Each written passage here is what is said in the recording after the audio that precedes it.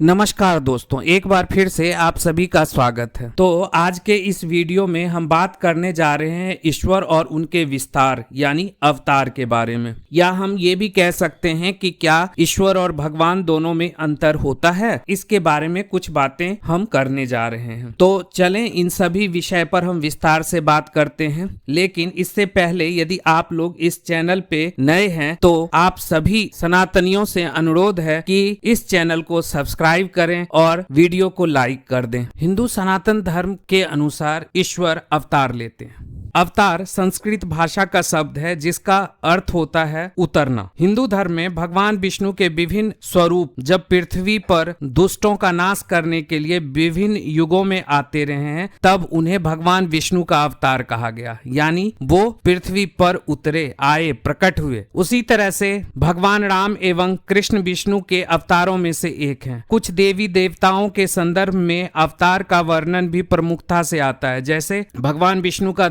अवतार, तो भगवान शंकर का 11 अवतार, उसी तरह से माँ दुर्गा का 9 अवतार। ये सारे अवतार हमारे ईश्वर हमारे लिए पृथ्वी पर लेते रहे हैं। किंतु कुछ ऐसे हैं जिनके अवतारों से अधिक उनके रूप ही प्रसिद्ध हैं, जैसे माता आदि शक्ति और माता पार्वती। तो इन दोनों में अंतर क्या है? इन दोनों का अर्थात भगवान और ईश्वर में क्या अंतर है? ईश्वर द्वारा अपनी पूर्ण शक्तियों सहित कोई अन्य शरीर धारण करना ही रूप कहलाता है। आप इसे एक प्रकार से ईश्वर का पर्याय अथवा विस्तार कह सकते हैं। ये उनके सर्वाधिक समकक्ष होते हैं एवं उनकी शक्तियां और सामर्थ्य भी उनके सबसे निकट होते हैं। ईश्वर के रूप अथवा विस्तार की एक विशेषता यह है कि ईश्वर की भांति ये भी अनश्वर होते हैं, अर्थात इनकी मृत्यु नहीं होती। उदाहरण के लिए भगवान सदा शिव या शिव के ही एक रूप भगवान शंकर हैं। उसी प्रकार महाविष्णु के रूप ही नारायण अथवा विष्णु है। परमपिता ब्रह्मा का सर्वोच्च रूप महाब्रह्मा है, जो गर्भोदाक्षी विष्णु के नाभि से प्रकट होते हैं। ईश्वर अनादि अनंत है, जिनका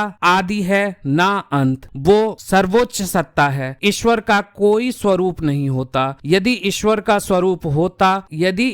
स्वरूप होगा तो वो एक सीमित होंगे। फिर प्रश्न ये आएगा कि फिर ईश्वर को किसने बनाया? ईश्वर को किसी ने नहीं बनाया। हर जगह एक समान, एक स्वरूप, एक तरह से उनकी उपस्थिति होती है। ईश्वर ब्रह्मांड में नहीं है, पूरा ब्रह्मांड उनमें है। वो ब्रह्मांड से अलग हैं। महाभारत के एक अंश में आपने देखा होगा कि जब भगवान बाल कृष्ण जी अपनी लीला में चुपके से मिट्टी खा रहे थे, तो माता यशोदा ने उनसे अपना मुंह खोलने को कहा, तो माँ यशोदा बाल कृष्ण के मुंह में पूरे ब्रह्मांड को देखा। ईश्वर क्षीर सागर में है जिसका अंत नहीं है, और उस क्षीर सागर में ब्रह्मांड है। ईश्वर के रूप को समझने का सबसे अच्छा उदाहरण माता आदि शक्ति के रूपों को समझना है, क्योंकि उनके संदर्भ में विशेष तौर पर रूपों का वर्णन होता है, ना कि अवतार का। माता आदि शक्ति का सबसे प्रमुख रूप है माता सती या पार्वती। इनके अतिरिक्त माता पार्वती के 9 मुख्य रूप हैं, जिन्हें नवदुर्गा कहा जाता है। माता सती के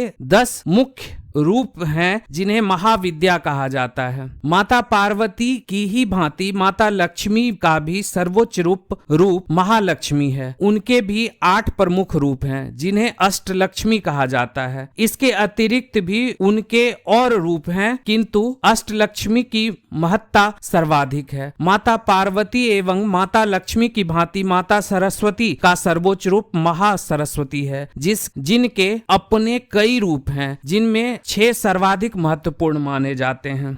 अब आते हैं, बात करते हैं अवतार पर। जैसा कि मैं पहले भी बताया कि अवतार का अर्थ होता है नीचे उतरना। यहाँ नीचे का अर्थ है मृत्युलोक अथवा पृथ्वी पर, अर्थात अवतार ईश्वर का वो रूप है जो किसी विशेष कार्य और सीमित समय के लिए पृथ्वी पर अवतरित होते हैं, और वही भगवान कहलाते हैं। यहाँ 4 चीजें विशेष रूप से ध्यान देने वाली है। पहला, वे मृत्युलोक अथवा पृथ्वी पर जन्म लेते हैं। जैसे श्रीहरि ने 10 अवतार लिया, उसी प्रकार महादेव ने अवतार लिया और अलग अलग जो भगवान है, ईश्वर है, अलग अलग अवतार लिया। ये सब एक हैं, ईश्वर एक ही होते हैं। वे अपने अंश अर्थात सीमित कलाओं अथवा शक्तियों के साथ अवतरित होते हैं। जैसे भगवान श्री राम श्री हरि के 12 एवं भगवान श्री कृष्ण सभी 16 कलाओं के साथ अवतरित हुए थे। भगवान कलिक श्री हरि के 4 कलाओं के साथ अवतरित होंगे। तीसरा, वे किसी विशेष उद्देश्य से पृथ्वी पर जन्म लेते हैं। जैसे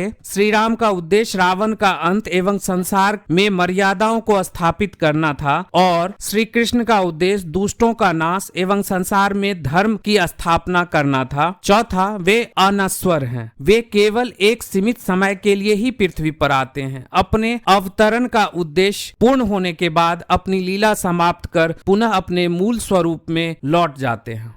बस संक्षेप में इतना ही कह सकते हैं कि अवतार ईश्वर का रूप है जो किसी विशेष उद्देश्य से सीमित समय के लिए पृथ्वी पर जन्म लेते हैं। वही अवतार, अलग अलग अवतार को हम भगवान कहते हैं। तो कैसी लगी ये जानकारी? यदि आपको अच्छी लगी तो चैनल को सब्सक्राइब कर दें और वीडियो को लाइक कर दें, साथ ही शेयर जरूर करें। धन्यवाद।